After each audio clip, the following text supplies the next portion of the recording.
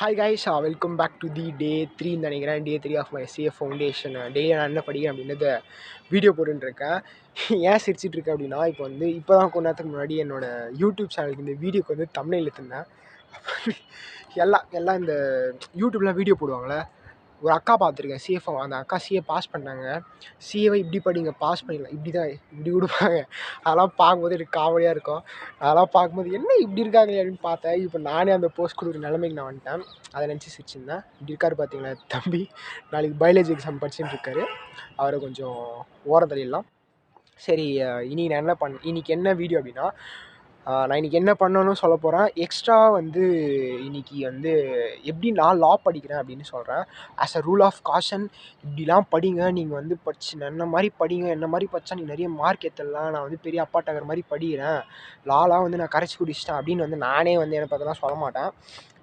நான் எப்படி சொல்கிறது, இப்போ நீங்கள் என்னோடய ஃப்ரெண்டுக்கிட்ட நீங்கள் மச்சான் எப்படா படிக்கிற அப்படின்னு கேட்டால், உங்கள் ஃப்ரெண்டு அப்படி ஒரு சொல்லுவான், அவன் வந்து நல்லா இருந்தால் நீங்கள் எடுத்துப்பீங்க. அது மாதிரி தான் நீங்கள் என்னோடய வயசில் பெரியவங்க தான் உங்கள் தம்பி சொல்கிற மாதிரி எடுத்துங்க. சின்ன பசங்களாக இருந்தால் அண்ணன் சொல்ல எடுத்துங்க, எப்படின்னா வச்சுங்க. ப்ரோ சொல்கிறது கூட எடுத்துங்க. ஸோ நான் எப்படி இந்த லா புக் ஒரு கையில் வச்சுருக்கேன்னா, ஓகே, லா புக்கை நான் எப்படி படிக்கிறேன் அப்படின்னு சொல்கிறேன். நான் வந்து இன்றைக்கி தான் ஃபஸ்ட் டைம் வந்து லாக்கு வந்து நோட்ஸ் க்ரியேட் பண்ணேன் ஃபார் இந்தியன் கான்ட்ராக்ட் ஆக்ட். ஏற்கனவே வந்து கம்பெனிஸ் ஆக்ட், நெகோஷியேஷன்லாம் ரெடி பண்ணேன். பட் அந்த அளவுக்கு அது எஃபெக்டிவாக கேட்டால் இல்லை. நோட்ஸ் சொல்கிறேன். பிகாஸ் நான் கம்பெனிஸ் ஆக்டும் சரி, நெகோஷியேஷன் ஆக்டும் சரி, நான் நிறைய தடவை ரிவைஸ் பண்ணியிருக்கேன். லிட்டரலாக நிறைய தடவை ரிவைஸ் பண்ணியிருக்கேன். என் நம்பர் ஆஃப் டைம் ரிவைஸ் பண்ணியிருக்கேன். கம்பெனிஸ் ஆக்ட்லாம் வந்து என் மனசில் ஊறி இருக்குது. எந்த பேஜ் நம்பர் ஃபஸ்ட்டு 21 பேஜ் வந்து எனக்கு நல்லாவே தெரியும். அந்த 21 பேஜ் தான் ஈஸியாக இருக்கும். ஃபஸ்ட் 21 பேஜ் அந்த corporate veil theory, features of கம்பெனிலாம் இருக்குல்ல, அதெல்லாம் ரொம்ப ஈஸியாக இருக்கும். அதெல்லாம் எனக்கு தெரியும். இப்போ நான் வந்து இந்தியன் கான்ட்ராக்ட் ஆக்ட் தான் சொல்ல போகிறேன். எஸ்பெஷலி இந்த வீடியோக்கு நான் லா எப்படி வந்து இந்தியன் கான்ட்ராக்ட்னு நோட்ஸ் க்ரியேட் பண்ணுறேன், எப்படி அதை ஈஸியாக சம்மரைஸ் பண்ணி படிக்கலாம் அப்படின்னு தான் இந்த வீடியோ ஃபுல்லாக சொல்ல போகிறேன். நான் வந்து இன்றைக்கி எனக்கு யூனிட் 9 ஆஃப் இந்தியன் கான்ட்ராக்ட் வந்து ஏஜென்சி இருக்குல்ல, ஏஜென்சி சாப்டர் எல்லாருக்கும் தெரியும்னு நினைக்கிறேன். தெரியாதவங்களுக்கு இன்னும் கூட இந்தியன் கான்ட்ராக்ட் தொட்டு பார்க்கலன்னு தெரியாதவங்களுக்கு நான் சொல்கிறேன். இந்தியன் கான்ட்ராக்ட் ஆக்ட்லேயே கொஞ்சம் டிஃபிகல்ட்டாக யாருன்னா ஃபீல் பண்ணுவாங்க அப்படின்னா 2 யூனிட் இருக்குது. ஃபஸ்ட்டு வந்து இந்த என்னது பேர் என்னடா டக்குன்னு மறந்துச்சு. அந்த 3வது யூனிட், அது பேர் நான் மறந்துச்சு. 3வது யூனிட் அந்த கோயர்ஷன் ஃப்ராட்லாம் வருமே, பேர்லாம் மறந்துச்சு. Other essential elements of contract சொல்லக்கூடாது. சரி, மறந்துச்சுலாம் சொல்லக்கூடாது. சரி, other essential elements of contract வந்து யூனிட் 3 ஆஃப் இந்தியன் கான்ட்ராக்ட் ஆக்டும். அது ஒரு 37 பேஜ் கிட்டே இருக்கும். அதே மாதிரி அதுக்கு ஈக்குவலாக இது 32 பேஜ் இருக்கும். பட் கண்டென்ட் வைஸ் பார்த்தா இதுவும் ரொம்ப டீப்பாக இருக்கும். மீதி எல்லா யூனிட்டுமே சரி கொஞ்சம் ஈஸியாக இருக்கும். இந்த கன்சிட்ரேஷன்லாம் பார்த்தீங்கன்னா எல்கேஜி குழந்தைங்க கூட ஈஸியாக படிக்கும். எல்கேஜி குழந்தைங்க இந்த கன்சிட்ரேஷனு, first unit, 5th unit, 6th யூனிட்லாம் ரொம்ப ஈஸியாக இருக்கும். பட் என்ன கேட்டிங்கன்னா, இந்த இந்தியன் கான்ட்ராக்ட்லேயே யூனிட் 9 வந்து கொஞ்சம் பெருசாக, அது தனியாக ஒரு சாப்டராக போட்டால் கூட அது வந்து நிறைய பேர் ஸ்கிப் பண்ணுறதுக்கு நிறைய வாய்ப்பு இருக்குது, தனியாக ஒரு சாப்டர் போட்டாலே. பிகாஸ் நிறைய கண்டென்ட் இருக்குது அதில். நான் வந்து என்ன பண்ணேன்னா, எனக்கு வந்து நான் செப்டம்பர் 9 செப்டம்பர் 9 பாருங்கள். ஏற்கனவே செப்டம்பர் மாதம் வந்து ஒரு அட்டெம்ப்ட் எழுதியிருந்தேன். First attempt. அது வந்து நான் எப்படி சொல்கிறது, எனக்கு வந்து ஃபஸ்ட் அட்டெம்ப்டில் என்ன பண்ணனே தெரியாது. என்ன பண்ணே தெரியாமல் அந்த அட்டெம்ப்ட் எழுதி someway able to score about 143. லிட்ரலாக வந்து எப்படி சொல்கிறது, ஏதோ ஒன்று பண்ணி 143 எடுத்தேன். நான் வந்து அந்த எக்ஸாம் எழுதும்போது நான் ரொம்ப என் மனசுக்கு ஓகே நல்லா எழுதியிருக்கோன்னு நினச்சது வந்து லா, பிஸ்னஸ் லா. அந்த அட்டெம்ப்ட்லேயே வந்து ரொம்ப லென்த்தி பேப்பர்னு சொல்லுவாங்க. எனக்கு லிட்ரலாக அது லென்த்தா ஷார்ட்டா என்னன்னு எனக்கு தெரியாது. ஏன்னா இதெல்லாம் தெரிஞ்சால் தானே அது வந்து லென்த்தா ஷார்ட்டான்னு தெரியுது. நான் சும்மா போய் எழுதினேன் பிஸ்னஸ் லாஸில். எனக்கு வந்து நான் எழுதும்போது ரொம்பவே கான்ஃபிடென்ட்டாக ஃபீல் பண்ணேன். பிகாஸ் நான் வந்து பிஸ்னஸ் லாஸை என்னோடய +2 எக்ஸாம் படித்த மாதிரி படித்தேன். +2 எக்ஸாம்லேயே டப்பா அடித்தேன். அதே மாதிரி பிஸ்னஸ் லாஸில் டப்பா அடித்தேன். எனக்கு வந்து இந்த ஓனாக எழுதுகிற அளவுக்கு புத்தி இல்லை. ஓனாக கண்டென்ட் எழுதி ஃப்ரேம் பண்ணேன் அப்படின்னா எனக்கு எழுத வராது. அந்த அளவுக்கு எப்படி சொல்கிறது, நாளே என்னை குறைச்சிக்கூடாது. எனக்கு வராதுன்னு வச்சிங்களேன். எனக்கு வந்து என் மேலே நம்பிக்கை கிடையாது. நான்லாம் அப்படி எழுதிடுவேன்னு சொன்னால் என்ன பண்ணிவிடுவேன், புக்கில் என்ன இருக்கோ அதை தான் எழுதுவேன். இப்போ எக்ஸாம்பிள் வந்து செக்ஷன் 180 செக்ஷன், அது ஏஜென்சி பை நெசசிட்டி அப்படின்னா, agency by necessity to in emergency persons authorise to what can நான் செக்ஷன்ஸ் இது மாதிரி சொல்லினே இருப்பேன். எனக்கு வந்து மனசில் இருக்கும். அதே மாதிரி செக்ஷன் 189 எமர்ஜென்சின்னு நினைக்கிறேன். in an agent has authority in an emergency to all such act for the purpose of protecting his or laws as a man would be ordinary prudence in his own case similar success அதெல்லாம் வரும். இப்போ நான் வந்து இது ஃபாஸ்ட்டாக சொல்கிறேன்ல, இது கொஞ்சம் தப்பாக சொல்லலாம். பட் எழுதும் போது நான் ஒழுங்காக இன்டர்பிரேட் பண்ணிடுவேன். ஏன்னா இப்போ வந்து ஃபாஸ்ட்டாக சொல்கிறேன், அதனால் எனக்கு வந்து கொஞ்சம் வரல. பட் இதில் எழுதும்போது ஒழுங்காக எழுதிடுவேன். இது எனக்கு எப்படி வந்துச்சு அப்படின்னா, இந்த இதை நான் படிக்கிறது எனக்கு எப்படி வந்துச்சு அப்படின்னா, நான் நிறைய ப்ராக்டிஸ் பண்ணுவேன். இப்போதைக்கு நீங்கள் படிக்க ஆரம்பிச்சிங்கன்னா கூட ஈஸியாக வந்து ஒரு நாளைக்கு வந்து பட் நிறைய மனப்பாடம் பண்ணணும். லாவில் எனக்கு வந்து ஃபர்ஸ்ட் டிப் கேட்டிங்க அப்படின்னா, புக்கில் என்ன இருக்கோ அதே மாதிரி படிங்க. This would be my first advice. ஏன்னா நீங்கள் புக்கில் இருக்க மாதிரி படிச்சிங்கன்னா உங்களுக்கு ஒரு கான்ஃபிடென்ஸ் இருக்கும். நீங்கள் எல்லாமே படிப்பீங்க, இது எழுதிடலான்னும் போது அந்த இன்டர்பிரேட் பண்ண வராது. அப்போ நம்மளுக்கே ஒரு மனசில் இது வரும், சரி நம்ம எவ்வளோ படிச்சுமே நம்மளுக்கு வந்து எதுவுமே வரலையே, எழுத வரலையே அப்படின்னு நினைக்கக்கூடாது. அது எழுத வரலன்னு நீங்கள் நினைக்கிறீங்க அப்படின்னா நீங்கள் வந்து புக்கில் இருக்க வேர்ட்ஸ் வந்து யூஸ் பண்ணல. நான் புக்கில் இருக்க என்ன வேர்ட்ஸ் இருக்கோ அதாங்க டப்பா அடிக்கிறேன். கொஞ்சோண்டு கண்டென்ட் புரிஞ்சுப்பேன். நான் வந்து பர்சனல் எப்படி பண்ணுவேன்னா, ஃபஸ்ட்டு எனக்கு வந்து கண்டென்ட் புரியுதோ இல்லையோ ஃபஸ்ட்டு மனப்பாடம் பண்ணுறேன், அதுக்கப்புறம் புரிஞ்சுக்க ஆரம்பிப்பேன். உங்களுக்கு என்னன்னு தெரியல, நான் சொல்கிறேன். எனக்கு வந்து ஒரு விஷயத்தை புரிஞ்சுக்கணும் அப்படின்னா அடுத்தது எனக்கு சோம்பேறித்தனம் ஆகிடும், படிக்கிறதுக்கு சோம்பேறிடும். அதான் நம்மளுக்கு தெரியுமே, ஈஸியாக எழுதிடலாம் அப்படின்னு தோணும். நான் என்ன பண்ணுவேன், ஃபஸ்ட்டு டப்பா அடிச்சிடுவேன். எனக்கு புரியுதோ இல்லையோ ஃபஸ்ட்டு டப்பா அடிச்சிடுவேன். டப்பா அடிச்சுட்டு அதுக்கப்புறம் புரிஞ்சுக்க ட்ரை பண்ணுவேன். நல்லா புரிஞ்சுட்டு திரும்பி படிப்பேன். திரும்பி படிக்கும்போது டெட்லி காம்பினேஷனாக இருக்கும். ஒரு பீஸ்ட் மோடில் வந்து நான் இல்லை லாவும் என்னோடய கான்செப்சுவல் நாலேஜும் வந்து கொஞ்சம் நல்லா டக்கராக இருக்கும். இதான் லாக்கு வந்து நான் ஃபஸ்ட் டிப் தருவேன். நெக்ஸ்ட்டு வந்து நான் ஒரு நோட்ஸ் மாதிரி க்ரியேட் பண்ணியிருக்கேன். நான் வந்து இது போடுறேன், பக்கத்தில் இமேஜ் மாதிரி போடுறேன். நோட்ஸ் க்ரியேட் பண்ணுங்கள். பிகாஸ் லாவில் வந்து எல்லாரும் வந்து ரித்தீஷ் ஆட முடியாது. ஏன்னா ரித்தீஷ் வந்து நிறைய டப்பா அடிப்பான். நான் தான் ரித்தீஷ். யாரா அந்த பையன்? நான் தான் அந்த ரித்தீஷ். லா வந்து எல்லாராலையும் என்ன மாதிரி டப்பா அடிக்க முடியாது. நான் வந்து டப்பா அடிக்கிறது கிங்கு. என்ன மாதிரி யாரெல்லாம் மனப்பாடம் முடியாது. நான் வந்து உண்மையாக நான் எந்த விஷயமே வந்து நான் ஓன் பண்ணிக்க மாட்டேன். பட் இதை நான் ஓன் பண்ணுறேன். நான் வந்து டப்பா அடிக்கிறது கிங்கு. என்கிட்ட ஒரு விஷயத்தை கொடுத்து மனப்பாடம் பண்ண சொன்னீங்கன்னா நான் 5 நிமிஷத்தில் எவ்வளோ பேர் இருந்தேன் ஒரு பேஜ் தான் மனப்பாடம் பண்ணுவேன். அது வந்து ஏன்னு தெரில, சின்ன வயசுலேருந்து மனப்பாடம் பண்ணி அந்த ரத்தத்தில் ஊறிச்சு போல இருக்குது. நான் ஈஸியாக மனப்பாடம் பண்ணுறேன். நீங்களாம் வந்து இப்போ நான்லாம் இதெல்லாம் படிக்க போகிறோம்னா புக்கில் தான் படிப்பேன். பட் எல்லாராலையும் புக்கில் வந்து படித்தா வந்து மண்டை குழம்பி ஐயோ அந்த ஸ்ட்ரெஸ்ஸில் போயிடுவீங்க மீன்ஸ் மேலே இல்லை, மனசில் வந்து விட்டுருவீங்க. எக்ஸாம் படிக்கணுமா அப்படின்லாம் மனசு விட்டுருவீங்க. நான் என்ன சொல்லுவேன் அப்படின்னா, புக்கில் வந்து பயமுறுத்துறதுக்கே கொடுத்துருக்கான். புக்கில் வந்து நிறைய பயமுறுத்துக்கே கொடுத்துருக்கான். ஒரு சின்ன கண்டென்ட் கூட பெருசாக இருக்கும். லிஃப்டிங் ஆஃப் கார்ப்பரேட் இன்னும் இருக்குங்க.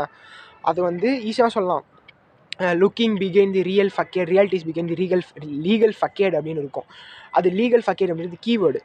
இந்த ஒரு வார்த்தை தான் நீங்கள் வந்து படிச்சிடலாம். பட் நிறைய கொடுத்துருப்பான் அந்த லிஃப்டிங் ஆஃப் கார்ப்பரேட் வீலில் பின்னாடி அந்த explanation. Lifting of corporate veil அப்படின்றது மட்டும் நீங்கள் அப்படி படிக்கிறது தான் வந்து எனக்கு வந்து இப்போ அந்த ரியாலிட்டி தெரியும். ஓகே இதுதான் இருக்கும், இதெல்லாம் படிக்க வேணும் அப்படின்னு. ஃபஸ்ட் டைம் படிக்கிறீங்க அப்படின்னா இவ்வளோ இருக்குது, இப்படி இதுதான் பைத்தியக்காரன் இதை போய் மனப்பாடம் பண்ண சொல்கிறான் அப்படின்னு. நான் மனப்பாடம் பண்ண சொல்கிறேன் மீன்ஸ் எல்லாமே மனப்பாடம் சொல்ல, முக்கியமான விஷயம் மட்டும் மனப்பாடம் பண்ண சொல்லியிருக்கேன்.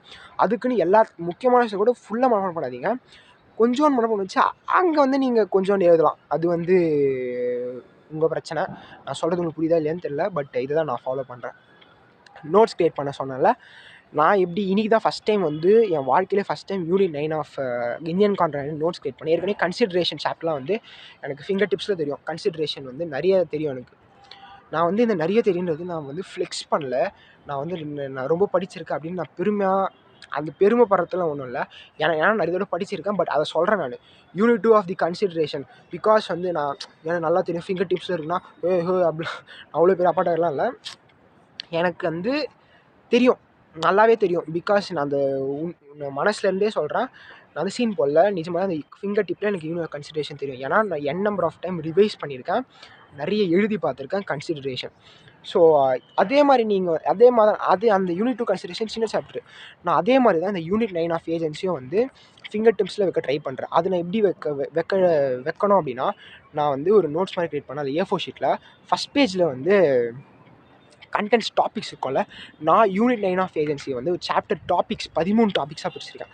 ஃபஸ்ட்டு வந்து இன்ட்ரோடக்ஷனு, அதுக்கப்புறம் வந்து creation of agency, duties and applications of agency, extent of agency authority, அது மாதிரி நிறைய ஒரு 13 டாப்பிக்காக டெர்மினேஷன் ஆஃப் ஏஜென்சி, அது மாதிரி ஒரு 13 டாப்பிக்காக பிரிச்சிருக்கேன். அந்த 13 டாபிக் மட்டும் யூனிட் 9 ஆஃப் ஏஜென்சியில் இருக்குது.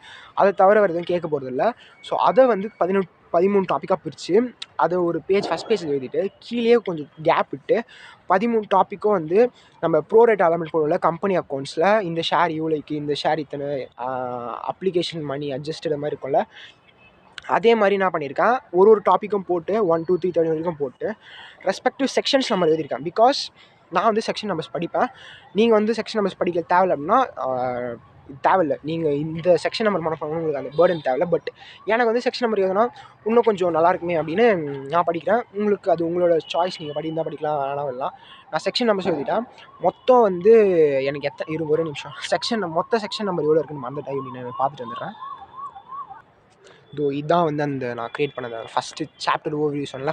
கண்டிப்பாக தெரியாது, நான் இமேஜில் போடுறேன். ஸோ இது வந்து டாபிக் 13 டாப்பிக்காக பிடிச்சிருக்கேன். அப்படியே செக்ஷன் நம்பர் எழுதியிருக்கேன் பாருங்கள். நான் இது மாதிரி தான் எழுதியிருக்கேன். செக்ஷன் நம்பர் உங்களுக்கு வேணா விட்டுடலாம். ஸோ இது மாதிரி நம்ம வந்து டாபிக்ஸாக நம்ம பிரித்து வந்து டாபிக்ஸ் மட்டுமே மனப்பாடம் பண்ணோம் அப்படின்னா நமக்கு அந்த ஒரு கைப்பிடி வரும். ஓகே, இவ்வளோ டாபிக்ஸ் இருக்குது. நீங்கள் இது தவிர படிக்கிறீங்க அப்படின்னா என்ன மாதிரிலாம் இப்படி எழுதாமல் நான் படித்தேன் அப்படின்னா என்னது இது படிக்கிறோம் போயினே இருக்கு, ஆழ்கடல் மாதிரி இருக்கே, என்ன உள்ளே மரியானா ட்ரெண்ட்ஸ் மாதிரி உள்ளே போயினே இருக்கே அப்படின்னு இருக்கும். நான் அப்படிதான் ஃபீல் பண்ணேன். ஏற்கனவே யூனிட் 9 ஏஜென்சி வந்து நிறைய தடவை படிச்சிருக்கேன். பட் திரும்பி இன்றைக்கி படிக்கும் போதும் சரி அப்படியே ஆழ்கடலில் போயினே இருக்க மாதிரி இருந்துச்சு. போது போயினே இருக்குது இந்த யூனிட் 9 ஆஃப் ஏஜென்சி. அதுக்கப்புறம் சரி இப்போ ஒரு 13 டாப்பிக்கா பிரிச்சிடலாம், வாழ்க்கையை 8 பிரிக்கிற மாதிரி நம்மளும் 13 பிரிச்சுட்டு இந்த யூனிட் 9 ஏஜென்சி படிச்சிடலாம் அப்படின்னு படித்தேன். ஸோ இதுதான் இந்த சிம்பிள் டாபிக்.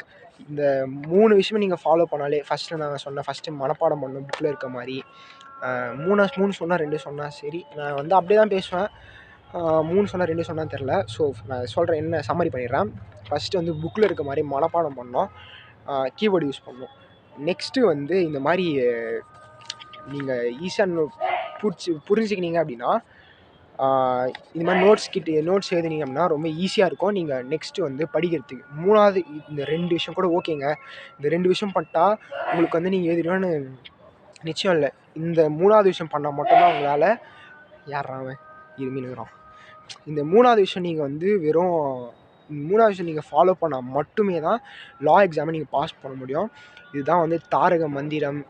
எப்படி சொல்கிறது, ஒரு பெண்ணை ஒரு எக்ஸாம்பிள் சொல்கிறேன், அதை தப்பாக நினச்சோன்னா, ஒரு பொண்ணை நீங்கள் லவ் பண்ணணும் அப்படின்னா ஒரு சிறுமினே இருக்கார். ஒரு பொண்ணை நீங்கள் லவ் பண்ணணும் அப்படின்னா உள்ளே வந்து அந்த பொண்ணுக்கு வந்து உங்கள் மேலே ஒரு ஃபீலிங் வரணும். நீங்கள் வந்து அந்த பையன் டிசர்வா, நம்மளை காதலிப்பானா, நம்மளை வந்து காதலிக்கிறதுக்கு வந்து நம்மகிட்ட ஒரு சரக்கு இருக்கணும்ல. அதே மாதிரி லாக்கு வந்து இதான் ரொம்ப முக்கியமான சரக்கு. ரிவைஸ் பண்ணணும், நிறைய ரிவைஸ் பண்ணணும். ரிவைஸ் பண்ணினே இருக்கணும். நீங்கள் வந்து ஒரு பெண்ணுக்கு நான் ஒன்றும் எனக்கு கல்யாணம்லாம் ஆகலை. பட் நான் பார்த்துருக்கேன் நிறைய பேர் பட்டிமடலாம் பார்ப்பதில்ல சொல்லுவாங்க, பெண்ட்டு வந்து அவங்கள்ட்ட காதலை காமிச்சினே இருக்கணும். அது மாதிரி நீங்கள் என்ன பண்ணணும், லா பொறுத்த வரைக்கும் நீங்கள் ரிவைஸ் பண்ணினே இருக்கணும். நீங்கள் அதுக்கிட்ட எவ்வளோ ரிவைஸ் பண்ணுறீங்களோ, நான் நிறைய தடவை சொல்லியிருக்கேன், லா அப்படின்றது நம்ம கேர்ள் ஃப்ரெண்ட் மாதிரி. அதுக்கிட்ட நம்ம எவ்வளோ உண்மையாக இருக்குமோ, ட்ரூவாக இருக்கணும். ட்ரூவாக இருந்தால் அது வந்து நம்மளுக்கு மார்க்காக திரும்பி கன்வெர்ட் பண்ணி தரோம். நீங்கள் அதை ஏமாற்றிட்டு அதுக்கு துரோகம் பண்ணி படிக்காமல் துரோகம் பண்ணியிருந்தீங்க அப்படின்னா அது நம்மளை விட்டு போயிடும். ஸோ வந்து உங்களால் எவ்வளோ முடியுமோ அவ்வளோ ரிவைஸ் பண்ணணும். சிம்பிள். நீங்கள் என்ன பண்ணுங்கள், வெளியே போகிறீங்களா, நோட்டில் வந்து நோட்டில் எதனா எழுதி வைங்க, கையில் எதனா ஒரு ப்ரொவிஷன் எழுதி வச்சு அன்றைக்கி ஃபுல்லாக அதை பார்த்துனுங்க. நெத்தியில் எழுதி ஓட்டிங்க, கண்ணாடி முன்னாடி பாருங்கள், கண்ணாடி பண்ணி பார்த்தா ரிவர்ஸ் ஆகிடலாம். ஸோ அதெல்லாம் வேணாம்.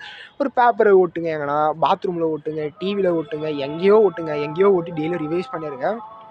நான் லாக்கு வந்து இப்படி தான் படிப்பேன். நான் பாத்ரூமில் ஓட்ட மாட்டேன்.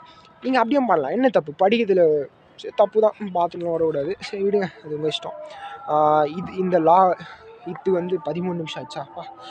ஸோ இன்றைக்கி வந்து இவ்வளோ தான். லா வந்து இந்த 3 டிப்ஸ் தான் நான் சொல்லணும்னு நினச்சேன், சொல்லிட்டேன். வீடியோ கொஞ்சம் பெருசாகவே போயிடுச்சு, வீடியோ பெருசாக போட பிடிக்கும். ஸோ எனக்கு தெரிஞ்சு இந்த வீடியோ வந்து கடைசி வரைக்கும் யாரும் பார்க்க மாட்டீங்கன்னு நினைக்கிறேன்.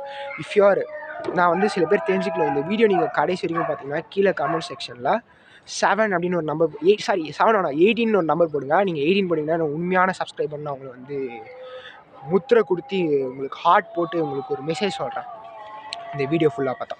ஓகே, அவ்வளோதான். டே 4 வந்து நம்ம வெற்றிகரமாக சந்திப்போம். வேறு ஒரு வீடியோவில் சந்திப்போம்.